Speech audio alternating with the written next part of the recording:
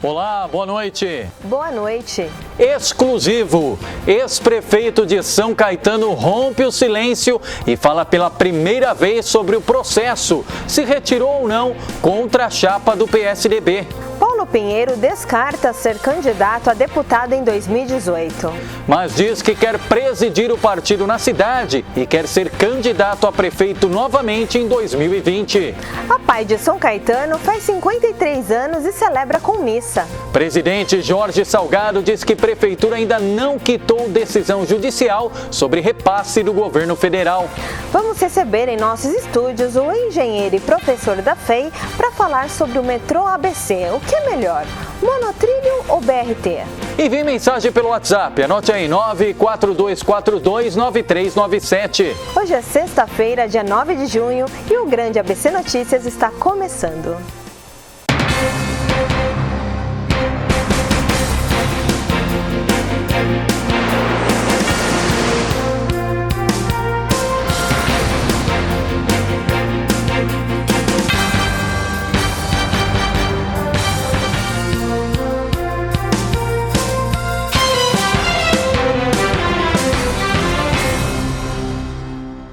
A edição de hoje do Grande ABC Notícias terá daqui a pouco a aguardada entrevista com o ex-prefeito Paulo Pinheiro, que rompeu o silêncio. Pois é, mas agora nós vamos direto para Brasília. Informações do Tribunal Superior Eleitoral, TSE, todo mundo, ou parte, né? Porque muita gente aposta. O resultado vai ser esse mesmo, 4-3.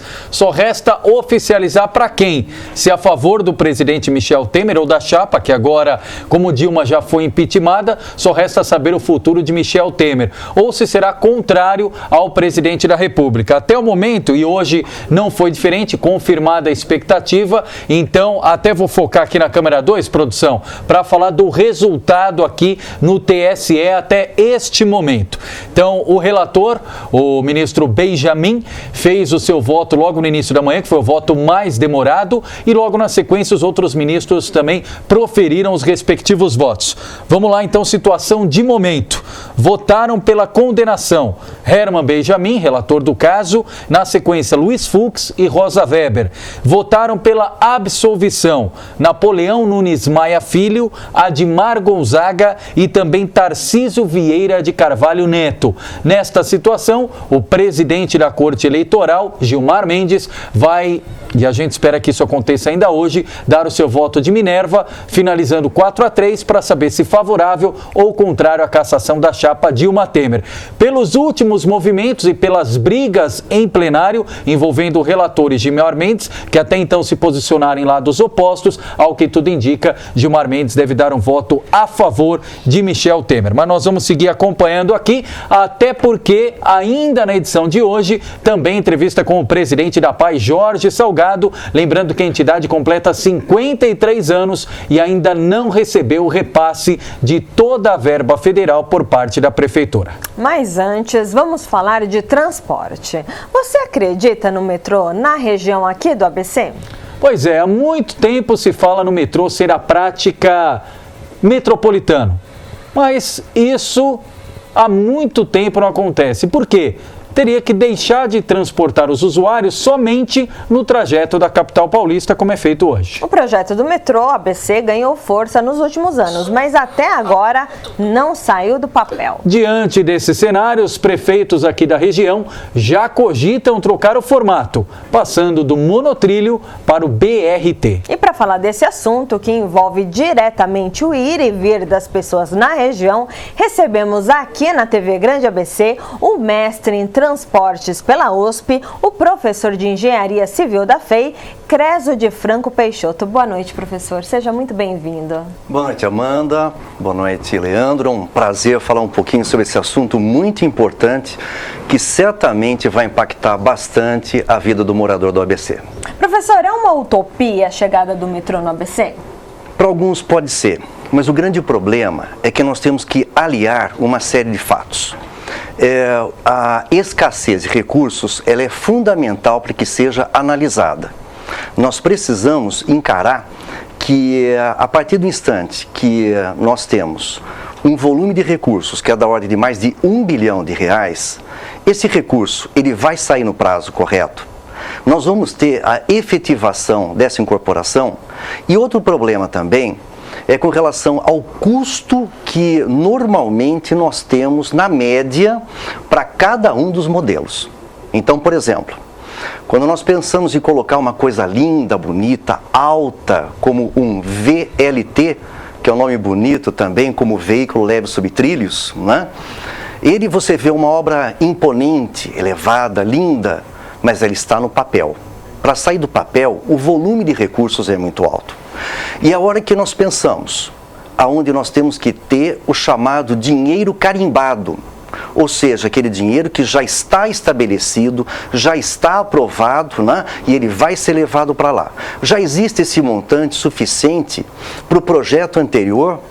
Aquela linha sairia naquela imponência toda esperada, né?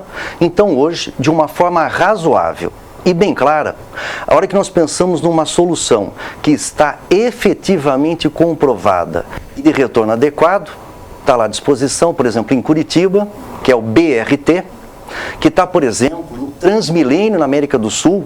Quando a gente pensa em Bogotá, com alta aprovação popular, a ideia de se readequar um projeto belo, alto, e cada vez que você tira um veículo do solo e você vai pensar no custo, no mínimo já dobrou o preço, ou mais.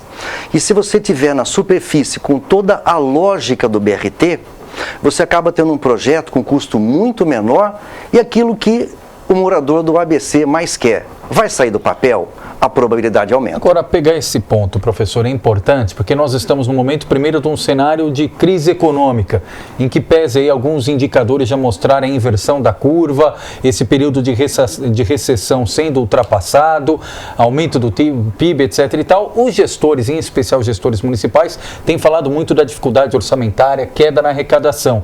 O principal entrave para que o projeto do metrô, independentemente de ser o monotrilho ou seja o BRT, sair do papel é a questão financeira ou passa por qualquer outro tipo de decisão ou de prioridade de gestão? O princípio fundamental é o aspecto financeiro, porque afinal de contas, a partir do instante em que nós estejamos falando de valores praticados, voltando, falemos de novo em BRT, o ônibus rápido, é mais fácil para entender. Tão conhecido lá em Curitiba, eu cito mais uma vez, como modelo brasileiro. 5 milhões de dólares o quilômetro. Aprovado para a gente poder comparar em Campinas, no Campo Grande, né, que está previsto já com dinheiro carimbado de 4 milhões. De 4 para 5, a diferença é pequena. Portanto, é algo que é de alta probabilidade que se consiga fazer uma gerência dessa parte final, se houver necessidade Fecha a de conta sair mais fácil. de 4. Exatamente. Então, hoje, nesse modelo previsto da alteração, o morador ele passa a ter uma confiabilidade maior em função de um valor menor. Mas só isso é o suficiente? É a sua pergunta, Leandro? Não. É importante também as parcerias, as famosas PPPs, que começaram lá em São Paulo, a número 1, até por sinal, ligada à Estação Pinheiros, que a gente já sabe que aconteceu no passado, dificuldades técnicas. Então, hoje, com o avanço da técnica da construção e o avanço também da gestão do projeto, do contrato, com esses valores, a probabilidade de efetivamente o morador do ABC sentar nessa composição, ou melhor, entrar nesse ônibus rápido, passa a ser consideravelmente maior, dentro de uma ótica como a gente tem nos projetos que têm sido oferecidos nos últimos anos. Agora, as diferenças técnicas merecem ser discutidas também. E qual a diferença, assim, básica entre o monotrilho e o BRT, além da agilidade? Para poder comparar, tem fatos que são muito interessantes. A hora que alguém se proponha a comprar um carro popular, né, é aquele que você tem grande oferta, é fácil você encontrar e o preço é mais razoável. Aquele carro de luxo, um carro mais fino, por exemplo, não raro você tem um preço muito mais alto. Eu acho que eu consigo pagar uma prestação. Será que consegue? Aonde está a lógica disso com a sua pergunta, Amanda? É que é o seguinte, a gestão financeira com um modelo onde você pega ônibus, e ônibus é comum, e você coloca numa canaleta, um nome mais simples, numa faixa de tráfego de 3 metros a 3,5 metros de largura, né? Põe um piso, que é um pavimento rígido, concreto, como até bem conhecido com a população, você tem uma infraestrutura barata. E tem um detalhe educacional que podemos falar depois, que é muito importante. A hora que você coloca uma estrutura alta, que não interessa a técnica de como você vai incorporar, concretar, não interessa. Mas você subiu, como eu disse antes, o preço já dobrou por 2. E são técnicas diferenciadas. E aí vem o problema do veículo. Porque no caso, o veículo pode ser um Oban, como foi previsto para São Paulo há muitos anos no Parque Dom Pedro, que é um veículo que ele tem pneus por dentro, vamos falar em monotrilho, né? Então é um veículo que não é comum, então são mais caros, e são mais caros até na manutenção. Então esses veículos, eles têm aquilo que é o apelo visual, isso é algo positivo, mas aí você tem não somente custos iniciais maiores no material rodante, que nem ficaria nesses preços de incorporação do sistema, né? Portanto, a viabilidade com ônibus, até comuns, como nós temos visto hoje, no BRT, o ônibus, o trânsito rápido de ônibus. Isso dá uma efetividade maior para que saia do papel e atinja distâncias maiores. Então, entre o metrô e o BRT é o carro popular, é isso? Nem tem mais um detalhe. 1 quilômetro de metrô, 1 quilômetro, você coloca lá algo em torno de 150 milhões de dólares. Já 1 quilômetro de VLT, isso pode chegar em torno de 30 a 50 milhões de dólares o quilômetro, que é 1/3 do metrô, e no BRT 5 milhões. Portanto, se nós pensarmos que 1 quilômetro de metrô nos permita construir 30 quilômetros de BRT, 1 quilômetro chega daqui ali e acabou. E 30 quilômetros você atinge grandes áreas e atinge linhas plenas, como já estão sendo construídas hoje. O metrô, ele é muito veloz, ele é muito rápido. O BRT, ele também tem a mesma velocidade, ele é mais lento. Qual seria a perda para os munícipes? Amanda, ótima abordagem. Afinal de contas, a velocidade é aquilo que as pessoas mais pensam. Mas para poder entender o que acontece com o BRT, já que ele vai usar a via que você tinha antigamente carros, vamos dar um dado. Aonde você tem uma faixa, né, que passam apenas carros, você leva por hora 2.000 pessoas apenas. O grande problema urbano é o uso da via para levar mais pessoas, e não aquele modelo antigo. Eu gosto de dizer que nós estamos no outono do carro, né? É você levar mais gente. Se você coloca ônibus comuns ali, você vai levar, por exemplo, 9.000 passageiros por hora, em vez de 2.000 apenas. E se você puser o BRT, em linha única você vai levar 17.000 passageiros por hora. E se fizer linha dupla, com modelo inclusive, onde você consegue trazer não só o trabalhador, como o executivo também, que seria no caso, mais uma vez lembrando do Ligeirinho, que é lá de Curitiba, né? Então o executivo ele vê que aquele ônibus é mais rápido que o carro que está parado do lado. Aonde estou querendo chegar com isso? O BRT é educacional, nós tiramos espaço do carro, não gastamos muito dinheiro, as pessoas vão reclamar porque tem menos espaço para carro. Estão conscientizadas, já está incorporado na cultura das pessoas isso, ou será que atrapalharia mais? Porque o metrô ele é subterrâneo, então ele não causa nenhum impacto no trânsito acima da terra. Agora, o BRT ele não vai competir com os espaços de carro, as vias já são mais estreitas, isso não causaria um caos maior? Então, mas esse é o ponto, ainda não está aculturado, cultura no sentido de costume, né? No primeiro mundo, e já temos, como eu disse antes, por exemplo, em Bogotá, as pessoas aprovaram inicialmente o Transmilênio, BRT de lá. E depois viram, nossa, nós estamos mais tempo parado no carro. É porque o modelo carro, dá para dizer isso hoje, exauriu, ele esgotou, não cabe mais. E tem mais uma coisa, já que a gente está comparando o carro, o espaço dele com o BRT ou com o VLT. é que é o seguinte, quanto custou o quilômetro do Rodoanel Trecho Sul que está pertinho aqui da gente? 20 milhões de dólares o quilômetro, com 8 faixas, né? E você vai levar, no caso, pensando em carro, 2.000 passageiros por hora numa faixa, pegando esse modelo urbano. E se nós pegarmos agora esses 20 milhões de dólares e colocarmos em BRT, nós vamos fazer 4 quilômetros. Do ABC, professor, então, por exemplo, qual a semelhança do BRT com o trólebus? Perfeito. O trólebus, aí vem o ponto que eu ia realçar, conforme a Amanda me perguntou antes, Leandro, as velocidades. Você pega um trólebus maravilhoso, elétrico, polui pouco, ele pode inclusive vir de uma energia elétrica produzida em uma termoelétrica. Você poderia falar, mas é termoelétrica do mesmo jeito, mas está longe dos nossos narizes. Então essa poluição não vai nos afetar diretamente. Só que o trólebus ou ônibus comum convive com os outros veículos. Então, quando nós pensamos que a velocidade, Leandro, que você vê no seu carro, se você anda, por exemplo, a 60 km por hora e você pensa, eu estou a 60, não está errado, mas a sua média não é 60.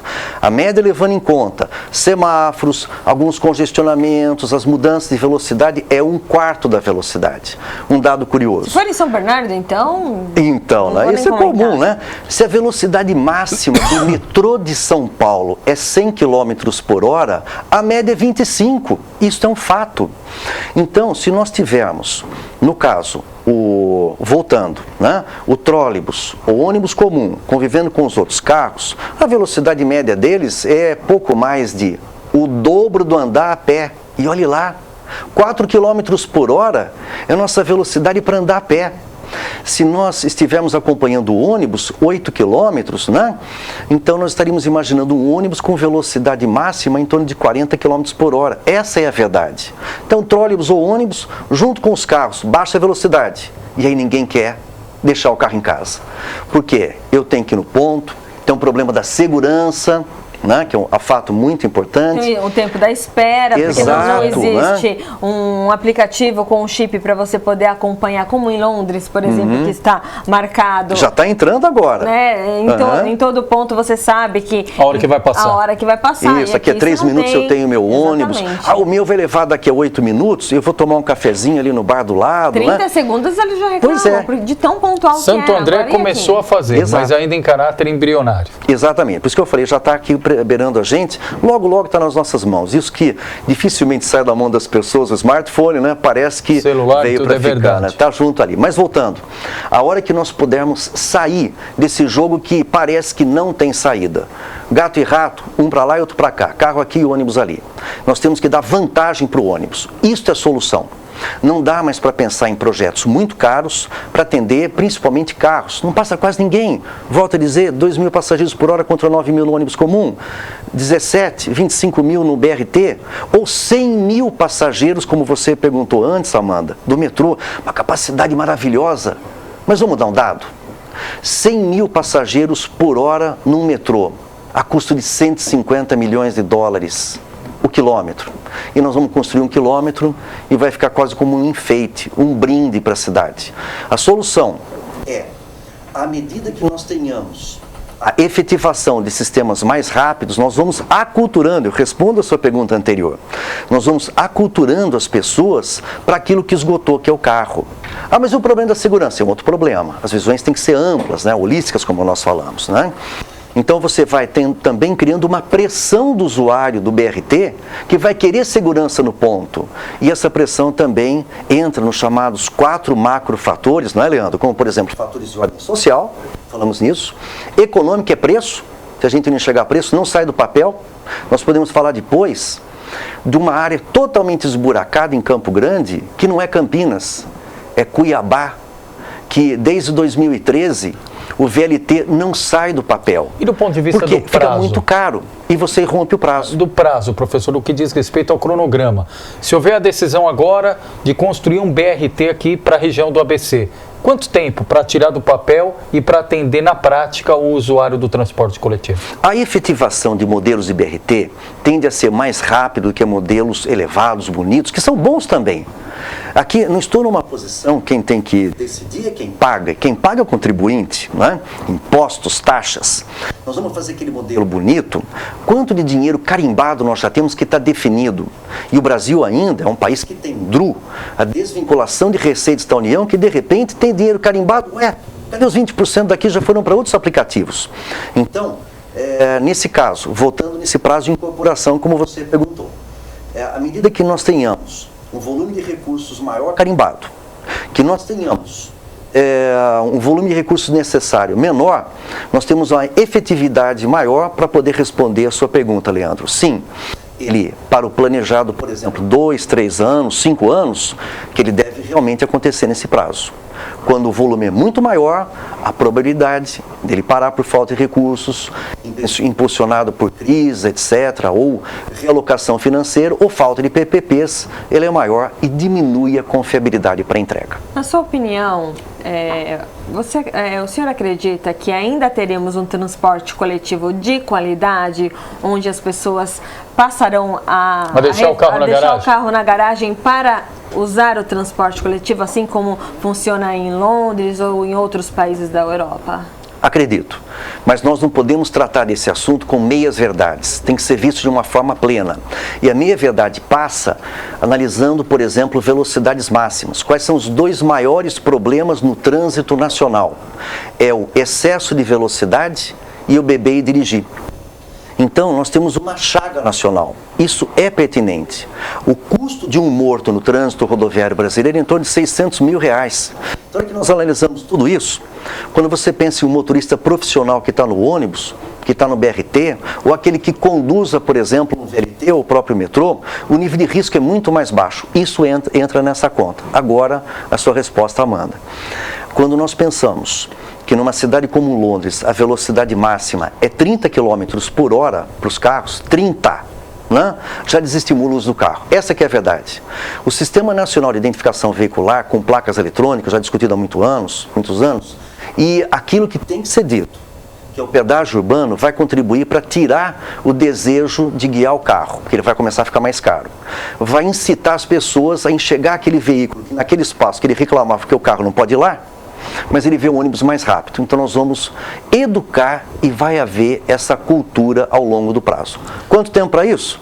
Espero poder estar vivo para ver. Não é rápido, mas existe essa mudança que tem grandes exemplos que aconteceram no mundo aí e que deu essa mudança que é uma virada muito grande. Professor Creso, mais uma vez, de imediato, eu sei que aqui a pauta é extensa e nós teremos muitos assuntos aqui, até pelo conteúdo, pelo estudo. Professor Creso há muito tempo acompanha aqui, como ninguém, a região, no que diz respeito principalmente a toda a engenharia civil, no que diz respeito ao transporte público, sempre é uma referência da imprensa, não só regional, mas da imprensa nacional. Por isso, uma satisfação em recebê-lo aqui, professor Creso, mais uma vez, em nome de toda a direção aqui da TV Grande ABC, quero agradecer e tenho certeza, primeira de muitas vezes aqui, porque esse debate é enriquecedor, quem não precisou ou não precisa do transporte coletivo e quem, em especial, morador do ABC, usuário do transporte coletivo, não sonha com a vinda do metrô ou algum modal que possa exemplificar na prática a agilidade, a velocidade e o conforto do metrô. Obrigado pela gentileza. Eu agradeço muito a atenção a você, Leandro, a Amanda, ao pessoal do Grande ABC, porque esse assunto é muito importante, merece se retornar mesmo, porque nós vamos pensar depois no futuro sustentabilidade, energia e finalmente custo no bolso e qualidade de vida. Muito obrigado. Obrigada, professor.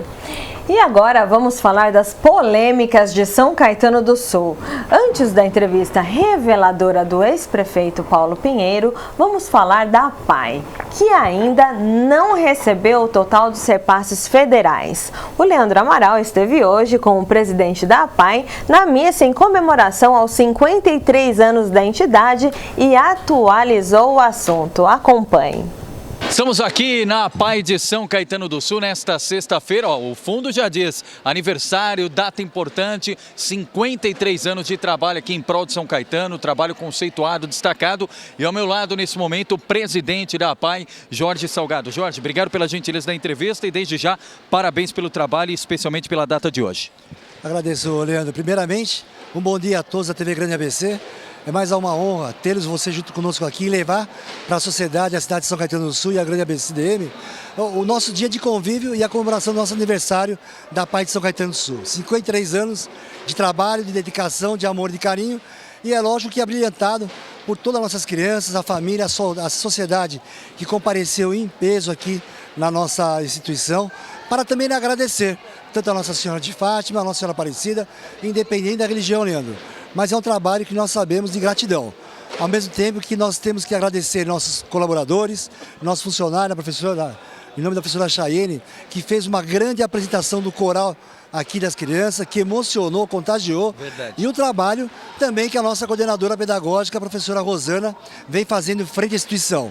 É um trabalho de família, é um trabalho de união, de convicção, e é isso que nós queremos. É a PAI de São Caetano do Sul, fazendo melhor pela cidade de São Caetano do Sul, e muitas vezes fazendo o que o próprio poder emanado hoje, constituído na cidade, e outros que já passaram, não conseguem fazer para a sociedade. Então a PAI, ela supre uma necessidade do município, como outras instituições também suprem a necessidade que falta no município. Nem todo município pode fazer, mas a PAI, com o seu colegiado, com a sua estrutura, com o seu corpo diretivo, com a colaboração, que os profissionais se sobrepõem muito mais às vezes do que ele mesmo é capaz de dar no dia a dia. Mas ele acaba tendo uma sinergia, uma força muito grande dentro de si, e ele procura se apresentar o melhor. Só temos a agradecer você, Leandro, pelo trabalho que você vem fazendo frente à TV Grande ABC, a sua equipe de trabalho, a mensagem que vocês vêm dando para a cidade, que eu acho que isso que importa. Não temos bandeira partidária, temos que levar o melhor. Se o Brasil quer mudar, esse é o caminho. Temos que participar e agradecer no dia de hoje, e que, se Deus quiser, em dia 10 de junho do ano que vem, mas comemorando 54 anos com toda essa família reunida e unida, e abrilhantar uma grande festa como foi na manhã de hoje. Falando em números do trabalho da PAI, Jorge, quantos colaboradores, quantos atendimentos, enfim, dá números desse serviço prestado pela PAI de São Caetano? Colaboradores na PAI de São Caetano, entre seletista e profissionais liberais, nós temos em torno de 200 funcionários aqui dentro, 200 colaboradores. Para você ter uma ideia, o que é a grandeza da PAI, nesse mês de maio, que se encerrou agora dia 30, já fizemos o levantamento, já comunicamos, inclusive, o Ministério da Saúde, porque hoje você transmite pelo sistema SUS, né? E já encaminhamos para o município também, mais de 19 mil procedimentos aqui na PAI de São Caetano do Sul, para a cidade a custo zero, pago pelo SUS. E lógico que a gente espera que o município também venha novamente, como está vindo, a compor a essa fatia, para que a gente possa também estar empregando na parte profissional, empregando nos assistidos, principalmente na parte de educação, porque educação é saúde, né? Então, nós estamos convictos do que nós estamos fazendo. É isso que a gente quer. É trabalho, é parceria, e que São Caetano do Sul, cada dia melhor, o sol brilhe para a nossa cidade e para a nossa grande família. E a TV Grande ABC, Jorge, tem acompanhado, inclusive com a sua participação nos estúdios, em relação a todo o impasse que envolveu esse repasse da verba do governo federal, feito aqui à prefeitura, para ser repassado justamente à PAI. Teve até que buscar decisão judicial, a justiça determinou em 48 horas em caráter liminar para a prefeitura fazer esse pagamento, e a última informação que você havia passado, até mesmo consultando o departamento jurídico da PAI, é que esse repasse tinha sido feito depois da decisão judicial, mas não na sua totalidade. Essa situação foi resolvida? Não, isso é verdade, Leandro. As suas palavras são corretas, né? A PAI, dentro de um procedimento administrativo, porque a PAI passa, né, está acima da nossa diretoria, está acima da executiva, está acima da cidade. É lógico que nós temos um corpo diretivo, executivo, e a gente tem que acatar as decisões do conselho e o que os pais determinam. A PAI entrou sim com uma ação judicial na obrigação de fazer, para que fossem repassadas as verbas federais para a instituição, tanto da parte do SER 2, que atende a comunidade de São Caetano do Sul, que este mês só o SER 2 fechou com mais de 6 mil procedimentos para a cidade paga pelo SUS, né? Com atendimento de qualidade, um atendimento com uma alta tecnicidade com nossos profissionais que lá tem, que a própria cidade hoje reconhece e quer ser atendida no centro de referência, que é da PAI. Os demais atendimentos, até pela neuropsicomotor, aqui da instituição, que também é uma portaria 1635, que ambas são regidas pela mesma lei federal. Quando o governo federal, a PAI, ela transmite, né, pelo sistema SUS, pelo Ministério, ele tem seus 2, 3 dias para fazer a conferência, como ele faz, e ele repassa para o município para, num prazo de 5 dias, lei federal, repassar para a instituição. Essa verba que é repassada era para fazer pagamento para colaborador, para funcionário e para manutenção do Ser 2. Não pode gastar com outra verba. E nós fomos buscar. A juiz da primeira vara, a doutora Érica, ela entendeu a necessidade, ela deu a liminar para que fosse cumprida em 48 horas e o município cumpriu parcialmente, repassando a verba do Ser, que até então, pelo que eu fiquei sabendo ontem, numa prestação de conta da saúde, a secretária diz que ela não teve prazo legal para estar conferindo os serviços que foram executados e que a gestão passada não deixou empenhado uma verba federal. A secretária está equivocada, porque verba federal não se empenha. Verba federal tem que constar do orçamento. Haja vista que a verba federal que o município recebeu do Ser 2 foi dia 10/1/2017. É competência desta gestão. E da neurosensorial, que não foi repassada, por isso que a liminar não foi cumprida, ela disse que o presidente da PAI estava equivocado. Né? Isso, que eles iam fazer esse pagamento até o final do mês. Ela disse que estava equivocado porque a competência era da gestão passada que não empenhou a verba, que o atendimento era novembro e dezembro.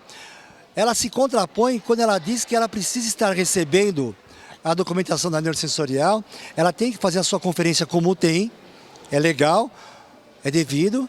Depois de 30 dias, no segundo mês ela repassa o recurso. É da mesma forma que foi feita a gestão passada, porque quem implantou essa metodologia foi a própria secretária na gestão passada. Então o serviço de novembro, a competência de pagamento é em janeiro, com o Ministério da Saúde fez o repasse no dia 11. De dezembro repassou em novembro e a gestão não repassou. E essa verba ela vem através de uma portaria 1635, que hoje o Ministério da Saúde está repassando em torno de 1.550.000 ano. E a PAI, ela recebe, ano, em torno de R$500 mil. 1 milhão fica no caixa dela, da saúde, para ela gastar como ela quer, através de um projeto da PAI, que é a portaria 1635, na época do ministro Serra. As APAIs nós estivemos conversando junto com ele, para que ele estabelecesse uma normativa para atender os assistidos. E na época o ministro Zé Serra, ele editou a portaria 1635, aonde hoje 28 APAIs somente no estado de São Paulo tem essa portaria. Mas é claro, toda essa portaria da 1635, quanto a do Ser 2, obrigatoriamente por lei federal, ela vem na alta complexidade, passa no caixa do gestor, para o gestor repassar. Isso não acontece só em São Caetano. Em outras cidades do nosso estado está acontecendo da mesma forma, na troca de gestor, e às vezes não é o gestor, quem não está cumprindo é o assessoramento do secretariado que está levando informações errôneas aí, ó, né? Muitos gestores acabam vendo um soldo que ele é direcionado para os terceiros setor para complementar o serviço que o município não consegue fazer. E ele acaba utilizando, ele não repassa. Em relação a essa parcela ou essa parte que não foi repassada, qual vai ser o procedimento agora? Não, o procedimento já foi adotado, o Departamento Jurídico da PAI, inclusive na nossa diretoria, tem uma desembargadora junto conosco, que ela tem uma irmã aqui na instituição, já foi encaminhado já para a primeira vara de justiça aqui de São Caetano do Sul, e eu creio que hoje a doutora Érica está proferindo uma decisão, porque ontem saiu do protocolo para a decisão dela. Tá. Hoje deve ter alguma coisa aí, e como a própria secretária disse, que decisão judicial é para se cumprir, né? Quem manda pode, quem tem juízo obedece. Em termos de valores, falta quanto? R$138 mil, fora o fechamento agora de maio, que já foi transmitido para o SUS, e também amanhã, que é a data limite, amanhã, após a conferência, a PAI está encaminhando o mesmo documento para a Secretaria da Saúde, para que faça a sua conferência e tome as devidas providências no repasse de 5 dias. Tá, e só também aproveitando o gancho, Jorge, ontem nós recebemos em nossos estúdios o líder do governo na Câmara, vereador Tite Campanelli, e também o indagamos sobre a PAI. Ele elogiou o trabalho da PAI, só que deu a entender que a prefeitura não poderia liberar verba sem antes saber a prestação de contas, o trabalho prestado. Inclusive no ar nós o questionamos que, por se tratar de um repasse federal, essa prestação de contas é cobrada inclusive pelo próprio governo federal antes de fazer o repasse aqui para a prefeitura. A interpretação do líder do governo é equivocada? Olha, existe um ponto de equivocação no líder, no Tite, que eu respeito muito, né? Um parlamentar que está na nossa cidade. Temos aí, né, um trato pessoal, mas é assim, se o DataSUS quando você fecha o procedimento, você encerra o procedimento do mês, nós temos para transportar, as meninas têm 3 dias para transportar para o Ministério da Saúde, tudo que é feito, com nome, data de nascimento, SUS, a patologia que foi diagnosticada, que foi o atendimento, o CBO por profissional, porque às vezes tem um profissional e numa guia vem 3 procedimentos, você precisa editar cada procedimento, cada assistido. Após isto, depois de 5 dias, o Ministério da Saúde libera o recurso. Quando você transporta no segundo dia para o Ministério da Saúde, pelo sistema SUS, que é um sistema arcaico, volto a te falar, é um sistema arcaico, mas que funciona na sua plenitude. Não há margem para erros. Tudo digitalizado. Da mesma forma, quando você encerra, a mesma documentação você manda para a Saúde de São Caetano do Sul, como a PAI tem encaminhado para a Secretaria da Saúde, com os documentos originais. Isso da neurosensorial e isso do SER 2, que só atende munícipe encaminhado pelo Hospital São Caetano, com GAP eletrônica, com nome, com data de nascimento, com o número do cartão do SUS e procedimento a fazer através da SADT. Nós encaminhamos isso para a conferência. É conferido, a própria secretaria devolve para a PAI para arquivar esse procedimento. E aí é feito o pagamento. Aí agora que na semana passada, aí eu tenho que ver que é um problema de gestão, que alguém está faltando com a secretária, porque a secretária está se esforçando para fazer um bom trabalho. Conheço o trabalho da Regina, eu acho que é uma excelente profissional, tem uma capacidade muito grande, mas ela precisa sentar com quem de direito para conversar. Ela está ouvindo pessoas errôneas na secretaria e já disse isso, inclusive, no programa da televisão. O prefeito ele tem um bom secretariado, mas existem alguns colaboradores que estão levando o prefeito ao erro, e está levando a secretária ao erro. Porque eu recebi na semana passada 2 ofícios da secretária solicitando que a PAI enviasse, tanto do SER como da neurosensorial, uma lista com nome de paciente, data de nascimento e cartão do SUS. Para você ver incoerência. Se eles que me mandam para mim para atender com esses dados, como é que ela vem agora me pedir novamente esses dados que são encaminhados por eles? Então aí é gestão. E a falta de gestão dá nisso, dá atraso do pagamento. Então aí eu tenho que entender que o líder do governo está equivocado e ele precisa vir para conhecer qual é o procedimento, para ele também ter propriedade, sentar com a secretária, sentar com o prefeito e falar: prefeito, estamos errando nisso. Secretária, estamos pecando nisto, vamos consertar.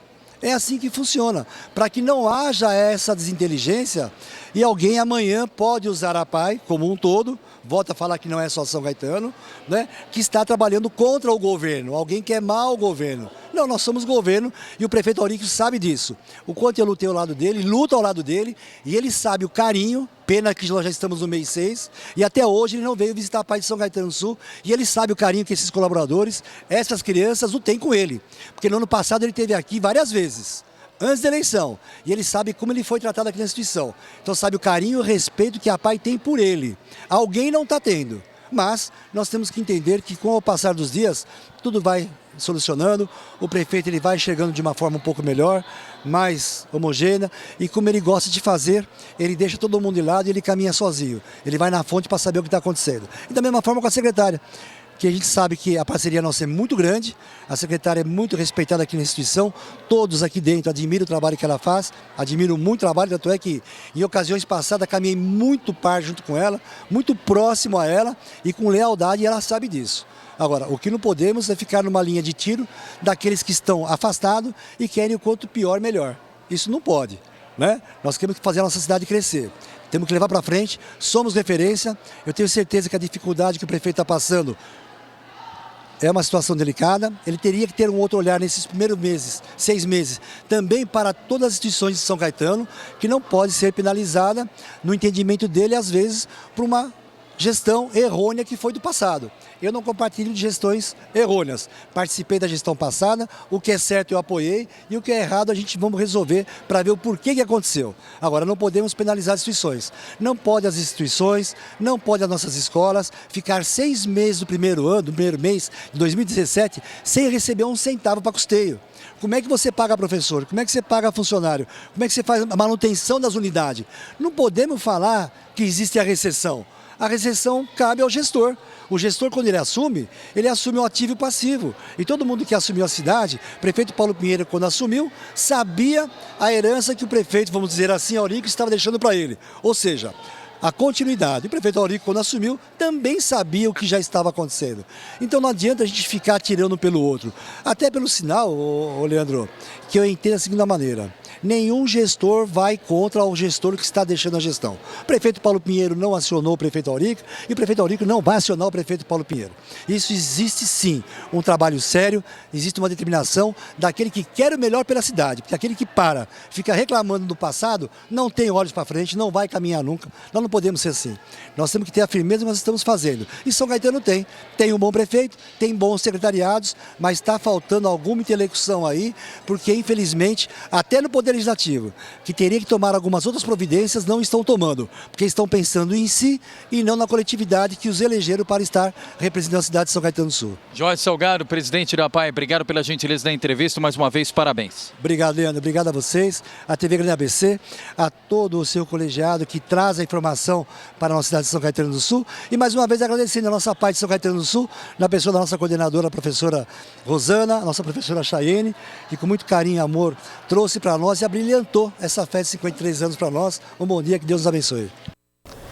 Agora sim, vamos com a entrevista do ex-prefeito de São Caetano, Paulo Pinheiro, que rompeu o silêncio dos últimos tempos. Na entrevista exclusiva à TV Grande ABC, ele falou sobre a polêmica da retirada do processo contra o PSDB. Falou também sobre o futuro dele na política e mais. O PMDB é situação ou oposição ao prefeito Aurico? Acompanhe. Nesse momento, TV Grande ABC entrevista o ex-prefeito de São Caetano, Paulo Pinheiro, que na manhã desta sexta-feira participou aqui da agenda em comemoração aos 53 anos da APAE de São Caetano do Sul, comemoração que foi marcada inicialmente pela celebração da Santa Missa. Doutor Paulo Pinheiro, obrigado pela gentileza da entrevista, tudo bem?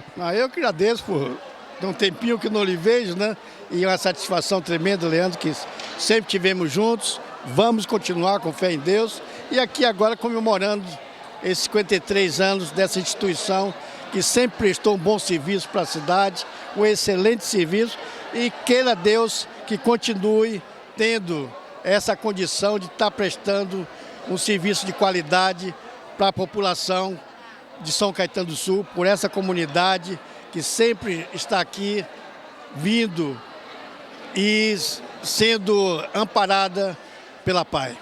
Aproveitar a oportunidade, o próprio Jorge Salgado falou aqui no final da missa em relação a todo o apoio que a administração passada deu aqui para a APAE na parceria e a polêmica que envolve esse ano. Desde o início do ano, a prefeitura não repassou aqui as verbas federais, verbas carimbadas para a APAE, tanto que a APAE entrou na justiça na última semana. A justiça deu uma liminar favorável para que em 48 horas a atual prefeitura pudesse fazer esse repasse. Segundo o Jorge Salgado, esse repasse foi feito parcialmente, não integralmente. Como é que o senhor avalia essa questão, doutor Paulo? Olha, cada administrador tem um jeito de conduzir, entendeu? Na minha época, não teve nenhum problema, inclusive eu fui com o Jorge Salgado em Brasília para poder ampliar os serviços da APAE e aí está o SER 2, que está prestando um relevante serviço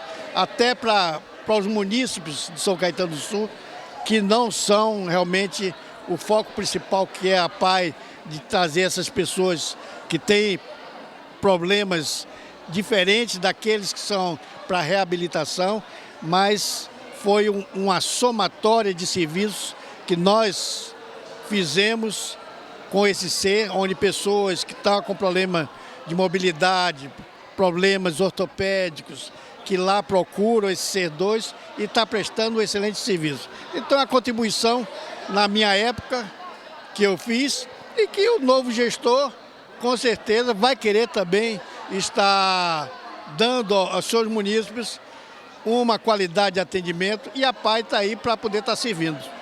Doutor Paulo, e aproveitando a oportunidade também, nós divulgamos nos últimos dias, e é importante uma fala do senhor para a política de São Caetano em relação ao posicionamento do PMDB na cidade. Em especial, muita gente interpretou essa retirada da ação do PMDB, juridicamente não mudou nada, até porque o Ministério Público continua fazendo o seu papel, mas politicamente poderia ser interpretado como um gesto de reaproximação política do PMDB em relação ao atual governo. O senhor, como liderança do PMDB, responde, como é que avalia esse momento? E essa interpretação é equivocada, doutor Paulo? Não é problema de interpretar, é como cada um vê. O PMDB de São Caetano do Sul nunca teve o destaque na cidade como está tendo agora.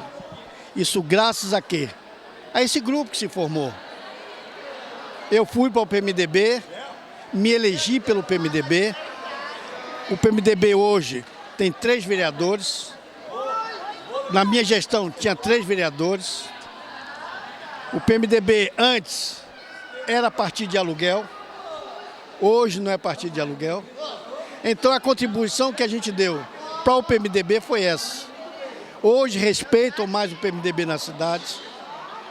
E o que a gente quer, o PMDB quer, é continuar grande, continuar forte, continuar influenciando os destinos políticos da cidade, mas de uma maneira certa, correta, de uma maneira em que ninguém venha usufruir da legenda, entendeu? E sim contribuir com a legenda para fazer São Caetano do Sul uma cidade cada vez melhor. É isso que a gente quer. E esse questionamento que foi feito em relação à retirada, era um momento de entender que na justiça não tinha mais como o PMDB? Por que essa decisão, prefeito? O problema da justiça vai continuar. Uma vez o Ministério Público tomou a rédea do processo, então vai continuar. Quem quiser tirar, não pode mais tirar. Então, que a justiça dê a sua tramitação legal e que ela haja com a consciência. PMDB hoje é oposição em São Caetano, prefeito? Qual que é a posição do PMDB hoje na política da cidade? PMDB nunca foi oposição à cidade. O PMDB sempre foi em prol da cidade. Logicamente, o atual prefeito é de uma legenda. Eu sou de outra. Nós fomos adversários políticos na eleição para a coisa. Ele venceu, a população, estamos no regime democrático, a população quis que fosse o atual prefeito e vamos torcer para que a atual gestão faça uma belíssima administração, que faça até melhor do que eu. São Caetano estando bem, eu vou estar bem, você vai estar bem, toda a comunidade vai estar bem e agradecendo. É isso que a gente quer. Nestes 6 meses, o senhor teria feito algo diferente do que o atual prefeito fez? Não, eu acho que se você for, é que você não é prefeito, você não é político, você é jornalista, brilhante jornalista. Se você fosse prefeito, garanto que você tinha suas prioridades. Cada prioridade de um administrador, às vezes, é diferente do outro. Mas sempre pensando positivo, é isso que a gente torce, para que o atual administrador pense positivo, pense na cidade e que a cidade seja cada vez melhor, sempre esteja com o primeiro IDH do Brasil. Eu mantive, graças a Deus, quero que o atual prefeito mantenha esse IDH e quem ganha com isso? Sou eu, é você, é a população em geral. Obrigado. Agora, doutor Paulo, em relação ao calendário, se não me falha a memória, agora em agosto é o processo de eleição em todos os diretórios municipais do PMDB. Em São Caetano, o senhor pretende comandar o partido, presidir o partido? Como é que estão essas conversas? Eu conversei com o presidente estadual, Baleia Rossi, da última vez que eu fui. Nós estamos com dificuldade de estar em contato mais frequente devido ao problema de Brasília. Dificilmente, antigamente, o diretor aqui se reunia semanalmente. Agora, por a gravidade do problema que está em Brasília, requer a presença dele constante lá e não está tendo muita reunião aqui no diretório estadual. Por isso que eu não estou tão com afinco de querer falar com ele, porque eu vejo da dificuldade dele de estar aqui presente. Mas o senhor quer presidir o partido? Mas, não, isso aí no futuro a gente vai ver, a eleição vai ser agora em agosto e a gente vai ver o que é que vai fazer. E para a gente encerrar, há alguma possibilidade, doutor Paulo, do senhor vir apoiar alguém indicado pelo Auricchio ou vice-versa recebeu o apoio do Auricchio, tendo em vista o contexto político da cidade e olhando a eleição de 2018?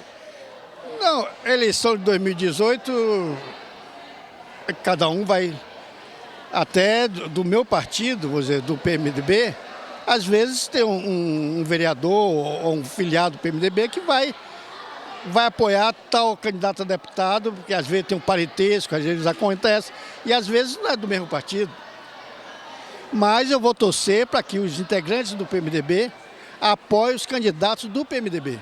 Só assim o PMDB da cidade vai ficar grande, vai estar com a representação maior na sociedade. Descartado qualquer possibilidade de reaproximação entre o senhor e o Auricchio pelo que representa como forças da cidade? Não, eu acho que qualquer agente político, a gente torce por ele, mesmo que seja de outra legenda. Se ele pensa de uma maneira positiva para a cidade, nós temos que dar o apoio. Todos, qualquer um. Não é só aqui em São Caetano, não, em qualquer cidade do Brasil. O oponente, na época da eleição, cada um tem sua ideia, cada um tem a sua maneira de saber como faria a gestão futura.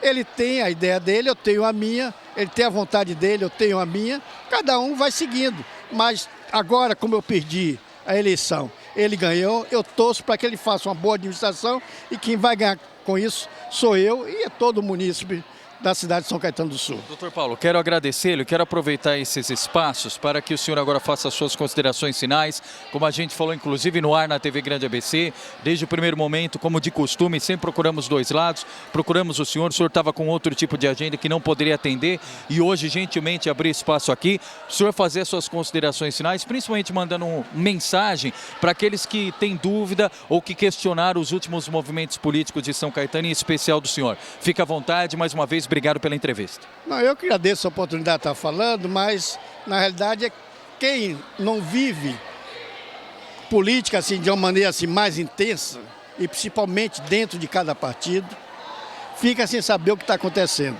Quando a gente toma uma atitude que às vezes alguém que está de fora, às vezes elogia ou desagrada, não sabe o que está acontecendo. Então a gente tomou uma decisão consciente, uma decisão que realmente não poderia ser diferente, porque a gente quer o bem do partido e por isso que eu estou aqui conversando com você e falando para o povo de São Caetano do Sul e para o ABC como um todo, porque aqui essa sua audiência é a nível do ABC como um todo, é dizer a eles que a gente quer é o PMDB forte de São Caetano do Sul, é um PMDB unido e vamos para frente, sempre posicionando os nossos pensamentos para que a cidade caminhe cada vez melhor, que a administração atual faça o que possa fazer de bom para a cidade, torcer para que isso aconteça, para que nós, de São Caetano do Sul, possamos viver numa cidade sempre progressista, uma cidade sempre alegre, uma cidade com os serviços que sejam cada vez melhores, para que nós possamos usufruir desses benefícios. Está feliz no PMDB, doutor Paulo? Estou, sim, estou. Quando não tiver, não me sentir feliz, eu saio. Hoje, quem faz o partido são os componentes do partido. Não é a sigla só, são aqueles membros da sigla. Então, eu sou um membro da sigla, quero que o PMDB cresça. E eu acho que cada um que está na sua sigla quer que sua sigla cresça, para dar mais representatividade e para mostrar que quer fazer alguma coisa de útil para São Caetano do Sul. E rapidamente aqui, independentemente de querer ou não ser presidente do partido, doutor Paulo, tem o desejo de ser candidato a deputado na eleição do ano que vem? Não. Não vai ser candidato? Não, futuramente, cargo majoritário eu vou pensar. Tá. 2018 descartado, 2020 pode ser? A gente vai pensar. Legal. Obrigado, doutor Paulo Pinheiro, entrevista exclusiva à TV Grande ABC. Voltamos aos estúdios. Agradecemos mais uma vez a entrevista do ex-prefeito Paulo Pinheiro e aproveitamos a oportunidade também para convidá-lo a vir aqui no estúdio e fazer uma entrevista alongada de 1 hora aqui conosco. essa entrevista se fazia necessária por conta dos últimos acontecimentos no cenário político de São Caetano, e a gente falou tanto, né, Amanda, de procurar o ex-prefeito, e aproveitamos essa agenda na PAI hoje para ouvir o ex-prefeito de São Caetano, Paulo Pires. Só rapidamente, antes da gente encerrar o jornal, então, o ministro presidente do TSE, Gilmar Mendes, nesse momento, fazendo ali a leitura do seu voto, ainda não falou oficialmente se é a favor ou contra a cassação da chapa Dilma Temer, mas pelo que ele tem pontuado e a argumentação que antecede o voto propriamente dito, dá a entender que realmente toda aquela expectativa inicial será confirmada e Gilmar Mendes vai votar a favor de Michel Temer, ou seja, contra a cassação da chapa Dilma Temer, naquele resultado 4-3 favorável pró-Michel Temer. É isso mesmo. Bom, esperamos você segunda-feira, a partir das 7h30 da noite, no Grande ABC Notícias. É isso mesmo. Por isso, curta, comente, compartilhe, divulgue aos amigos. Este é o Grande ABC Notícias aqui na TV Grande ABC, seu canal regional. Bom final de semana. Boa noite.